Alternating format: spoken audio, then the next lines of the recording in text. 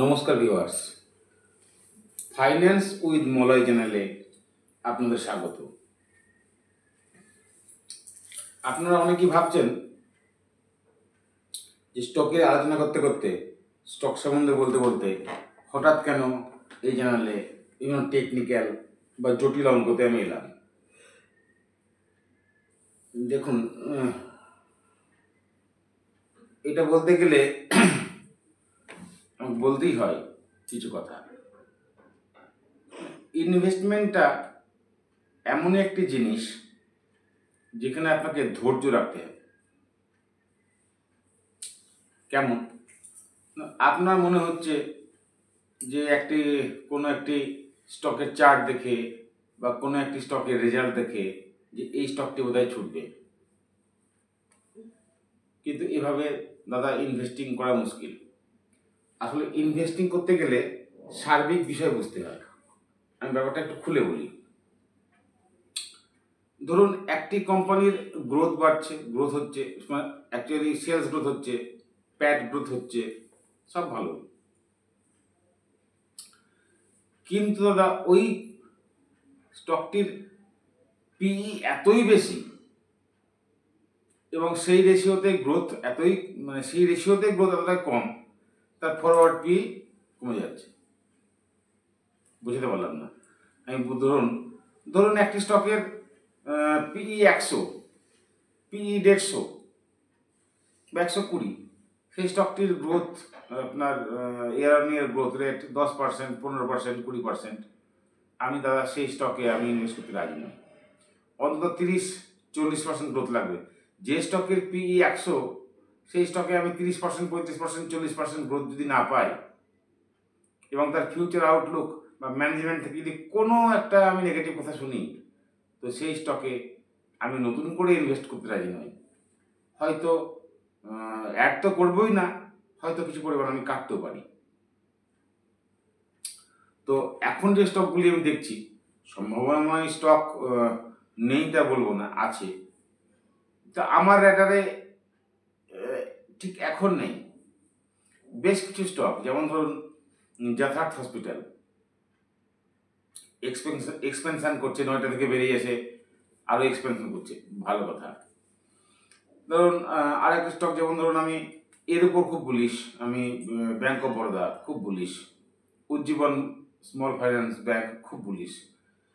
কিন্তু দেখুন অ্যাকচুয়ালি এগুলো টার্ন রাউন্ড।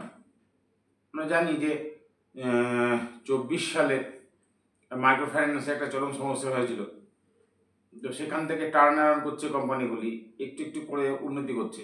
চার্ট হয়তো খুব ভালো, কিন্তু দাদা নট সো ফাস্ট। পিইও খুব ভালো, খুব ভালো, সিঙ্গেল ডিজিট বা হার্ডলি ডাবল ডিজিট পিই ভালো, কিন্তু ফাইন্যান্সিয়ালে টার্ন অ্যারাউন্ডের রিস্ক নেওয়া খুব মুশকিল। Let them do something in the next quarters. আমি আর 2-1 কোয়ার্টার্স দেখতে চাইছি। না, সম্ভাবনাময় স্টক নেই তা বলবো না, আছে। কিন্তু দেখুন, একটা ভালো করে একটা জিনিস লক্ষ্য করবেন, ইনভেস্টার হতে গেলে একটু ধৈর্য রাখতে হবে দাদা।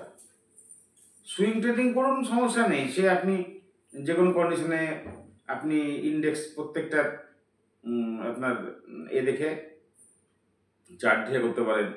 আপনি হয়তো এর চার্ট দেখলেন, নিফটি অটোর চার্ট দেখলেন, নিফটি অটোর একটা স্টককে দেখে চার্ট দেখে আপনি ট্রেড করলেন, সে ঠিক আছে। ইনভেস্টমেন্টের ক্ষেত্রে সার্বিক জিনিস দেখতে হয়। আর দেখবেন একটা প্রচন্ড গ্লোবাল টেনশন, চারিদিকে একটা অস্থিরতা। সব থেকে বুলিশ যেখানে ছিল সোনা, তাও কমছে। আপনার ক্রিপ্টোকারেন্সি, সেও ভয়ঙ্কর ক্র্যাশ। তো রিউমার শোনা যাচ্ছে নাকি সিআইএ এজেন্ট দিয়ে মোদিকে, মানে প্রধানমন্ত্রী নরেন্দ্র মোদীকে মারার চক্রান্ত হচ্ছিল। সেই সিআইএ এজেন্ট কিছুদিন আগে আমাদের বন্ধু রাশিয়ার গুপ্তচর সংস্থা তাকে বাংলাদেশের কোনো এক হোটেলে হত্যা করেছে এবং মোদিকে বাঁচিয়েছে। এবং শোনা যাচ্ছে রিউমার। আমি বলতে চাইছি যে একটা অস্থিরতা চলছে চারিদিকে। ট্রাম্প ট্যারিফ তো আছে। তো এখানে লং টার্ম ইনভেস্টমেন্টে তাড়াহুড়ো করবেন না। তাড়াহুড়ো করবেন না, একটু থামুন, সেকেন্ড কোয়ার্টার রেজাল্ট আসতে দিন। আরে দাদা, আপনি তো ইনভেস্ট করবেন 5 বছর 7 বছরের জন্য, তাতে যদি কোনো স্টক 15% 20% চলে যায়, যাক না। আমি কি বলতে চাইছি আশা করি বোঝাতে পেরেছি। অধৈর্য হবেন না। আমি আমার ট্র্যাকের আমার আমার যেগুলোকে ট্র্যাক করি সেই ট্র্যাক নজর রাখছি। উজ্জীবন স্মল ফাইন্যান্স ব্যাংক বা ব্যাংক অফ বরোদা বা এরকম আরও কিছু কিছু স্টক, যেমন আইআইএফএল আমার খুব পছন্দের স্টক, টার্ন অ্যারাউন্ড পুরো মনে হচ্ছে। এর মধ্যে কোনো রকমই কোনো বাই সেল বা হোল্ড রেকমেন্ডেশন নয়। আমি আমি এখানে কোনো ইনভেস্টমেন্ট বা অ্যাড বা সেল করছিও না, কারণ আমি এগুলো দেখতে চাইছি যে কিছু একটা ইন্ডিকেশন পাই তার কনকলে, তার রেজাল্টে, বা গ্লোবাল টেনশনটা কিছু একটা কমুক, কিংবা পি হাই পি অনুযায়ী তার গ্রোথের কিছু একটা ইন্ডিকেশন পাই। যখনই পাবো তখনই আমি সেই স্টক নিয়ে নিশ্চয় আলোচনা করব। বিশ্বাস রাখুন, স্টকস আমার নজরে আছে।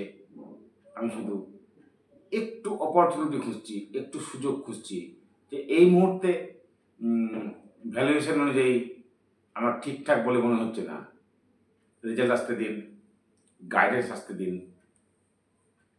আসলে দেখবেন ভালো করে 3-4 বছর অন্তর অন্তর আপনি একটা ভালো ইনভেস্টমেন্ট স্ট্র্যাটেজি পাবেন। কেমন? ধরুন একটি স্টকে আমি যেমন দিই ছোট হিসাব, আমার হিসাবে যাবেন না, স্টকের দাম কম বেশি হতেই পারে। ধরুন কোনো একটি স্টক 100 টাকায় কিনলেন, ঠিক টাইমে কিনলেন, ঠিক টাইমে ইনভেস্টমেন্ট করলেন, সেই স্টকটি 400 টাকা 500 টাকা গেল, 4 গুণ 5 গুণ। তখন আপনি বেরিয়ে আসার বা অ্যাড করার জন্য শান্তিতে আপনি ডিসিশন নিতে পারবেন। কারণ আপনি নিয়েছিলেন 30-20 পিতে, বা নিয়েছিলেন তো 80 পিতে, কিন্তু তার ফরওয়ার্ড পি ছিল তার হয়তো 40 বা 30। তো সেই রকম অপরচুনিটি আমি এখন পাচ্ছি না। যখনই পাবো, যখনই আমার র্যাটারে আসবে, আমার গ্রোথ পোটেনশিয়াল ঠিকঠাক বলে মনে হবে, তখনই আপনাদেরকে আমি আপডেট করব।